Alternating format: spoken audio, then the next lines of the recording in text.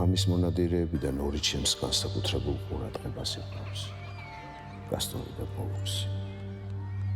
ბერძნული მითოლოგიის თანახმად ისინი ძმები იყვნენ, რომლებსაც დიოსკურებს უწოდებდნენ. მათ აიგივებდნენ ტყუპთან ვარსკვლავედთან. მიიჩნევდნენ, რომ ისინი მფარველობდნენ მეზღვაურებსა და მეომრებს. საოცრად ჰგავდნენ ერთმანეთს და ასევე საოცარი სიყვარულით უყვარდათ ერთმანეთი. მხოლოდ ბუნება ჰქონდათ სხვადასხვა. პოლუქსი იყო უგდავი, გასტორი მოგდავი.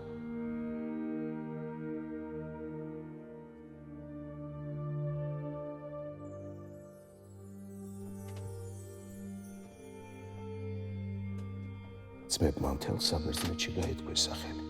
გასტორი უბადლო მხედარი იყო, ხოლო პოლუქსი უსადო მოკრივე. დიოსკურებმა მრავალი საკმაო საქმე აღასრულეს. არგონავტების ლაშქრობაშიც მიუღიათ მონაწილეობა. და რა კავშირი აქვთ მათი ნიღბების უკან დამალულ ადამიანებს ამ ყველაფერთან?